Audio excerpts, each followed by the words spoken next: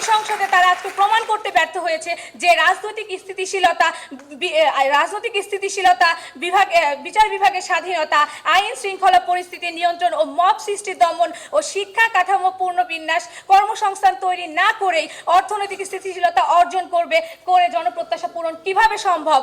আজকে বিরোধী দলের কাছে বার্ডেন ছিল একটা প্রধান জায়গা দেখিয়ে দেওয়া, যার দিকে হচ্ছে আজকে সরকার প্রথমত ফোকাস করবে, কিন্তু ওনারা আজকে তা দেখাই দিতে পারেন নাই। মাননীয় স্পিকার, আজকে সংসদে ওনারা হত্যার কথা বলছেন, ধর্ষণের কথা বলছেন, মব কালচারের কথা বলছেন। ওনারা যেরকম এই কথাগুলো বলতেছিলেন ঠিক সেরকম মাননীয় স্পিকার ওনারা সমাধানও দিচ্ছিলেন যে আমার সরকার কিন্তু বসে নাই, আমার সরকার হচ্ছে ধর্ষক ধরতেছে, আমার সরকার হত্যার বিচার করতেছে, আমার সরকার চাঁদাবাজির বিরুদ্ধে হচ্ছে মাননীয় স্পিকার স্টেপ নিচ্ছে। এখন আপনার এই সহায়ক জায়গাতে যদি সরকার স্টেপ নিয়ে নেয় তাহলে আমাদের গুরুত্ব দিতে হবে কোন জায়গা নিয়ে আমাদের সবচেয়ে বেশি চিন্তা। মাননীয় স্পিকার, আজকের এই সংসদে যখন আমি হেঁটে আসছি, আজকে মাননীয় স্পিকার আমি জানি যে আমার মাথার উপর 60,000 টাকার ঋণ আছে মাননীয় স্পিকার, $664 ঋণ আছে মাননীয় স্পিকার। আজকে বাংলাদেশে যে সন্তান 1 মাস পরে জন্মাবে মাননীয় স্পিকার, তার মাথা পিছু ঋণের পরিমাণ মাননীয় স্পিকার $664। মাননীয় স্পিকার, তাহলে কোন জিনিসটা আমাদের বেশি গুরুত্ব দেওয়ার কথা? মাননীয় স্পিকার, আমরা জানি ইরানে ইতিমধ্যে হরমুজ প্রণালী বন্ধ হয়ে গেছে মাননীয় স্পিকার। আমরা জানি না আজ থেকে 10 দিন পর বাংলাদেশের অবস্থা কি হবে। আমরা অলরেডি মাননীয় স্পিকার নিউজে দেখেছি যে বাস মালিকরা হচ্ছে টিকেটের টাকা বাড়াতে যাচ্ছে মাননীয় স্পিকার, শুধুমাত্র সরকারের গ্রহণযোগ্য সিদ্ধান্তের কারণে, তারেক রহমানের নেতৃত্বের কারণে মাননীয় স্পিকার এটা হতে পারছে না।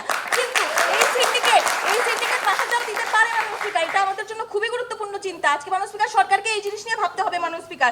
আজকে মাননীয় স্পিকার ওনারা বলছেন কৃষকদের হচ্ছে কার্ড দিচ্ছে, ফ্যামিলি কার্ড দিচ্ছে, এবং ফ্যামিলি কার্ড দিতে গেলে নাকি মাননীয় স্পিকার চাঁদা চাওয়া হচ্ছে। এরকম কোনো ঘটনার নজির নাই মাননীয় স্পিকার, এরকম কিচ্ছু ঘটেনি মাননীয় স্পিকার। সেনাবাহিনী নিজে দায়িত্ব নিয়ে মাননীয় স্পিকার এই জিনিস তদারকি করছে। আজকে মাননীয় স্পিকার আমাদের স্বরাষ্ট্রমন্ত্রী স্টেপ নিয়েছেন, বলেছেন চাঁদা যদি কেউ চায় মাননীয় স্পিকার সাথে সাথে ওনার সাথে যোগাযোগ করতে মাননীয় স্পিকার। এই সরকার কোনো জায়গাতে মাননীয় স্পিকার ঘাটতি রাখছে না। আজকে মাননীয় স্পিকার তারেক রহমান ক্ষমতায় আসার পর, আজকে মাননীয় স্পিকার শপথ গ্রহণের পর 20 দিনের মধ্যে কোন উদ্যোগ নিয়ে আমরা সবচেয়ে বেশি আলোচনা করছি? আমরা ফ্যামিলি কার্ড নিয়ে আলোচনা করেছি, আমরা কৃষক কার্ড নিয়ে আলোচনা করেছি, আমরা কৃষকদের উনি ঋণ মওকুফ করে দিয়েছেন তা নিয়ে ভূয়সী প্রশংসা করেছি মাননীয় স্পিকার। কেন করেছি? কারণ আজকের বাংলাদেশে দাঁড়িয়ে এই জিনিসগুলো আপনার সবচাইতে বেশি গুরুত্বপূর্ণ। আজকে যদি কৃষকদের পেটে ভাত না থাকে, কালকে সকালে উঠে চালের দাম বাড়লে আপনি কি খাবেন মাননীয় স্পিকার?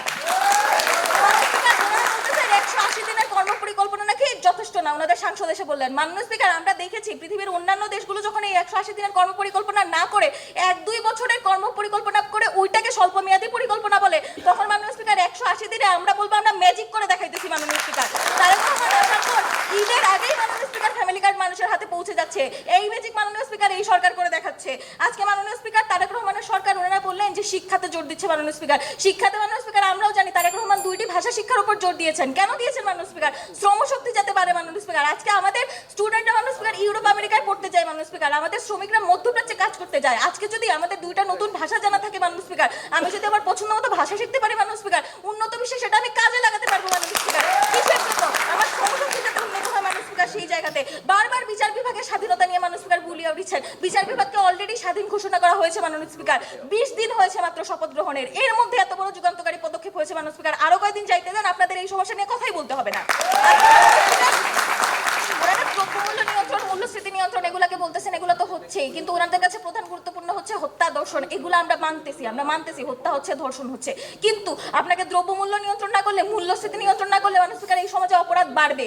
আজকে মাননীয় স্পিকার মানুষ খোঁজ রাস্তা পাবে না, কই যাবে মাননীয় স্পিকার? যখন মানুষজন দেখবে হচ্ছে গিয়ে তার চালের দাম বাড়তেছে, তেলের দাম বাড়তেছে, আজকে যখন হইতেছে মাননীয় স্পিকার বাসের টিকেটের দাম বাড়বে, ডিজেলের দাম বাড়বে, এই যে জনগণ উদ্ভ্রান্ত হবে, তখন আমার সরকার কি করবে মাননীয় স্পিকার? এই জন্য আমার সরকার মাননীয় স্পিকার সবচেয়ে গুরুত্বপূর্ণ সিদ্ধান্ত নিয়েছে অর্থনৈতিক স্থিতিশীলতার জন্য। আজকে দেখেছি আমাদের মন্ত্রী মিনিস্টাররা মাননীয় স্পিকার বৈঠক করছে। আজকে মাননীয় স্পিকার সেই জায়গাতে দাঁড়িয়ে উনাদের বিতর্কের কোনো জায়গাই ছিল না, তাই এই প্রস্তাবের জন্য এই সংসদে গৃহীত হয় তার জোর দাবি জানাচ্ছি।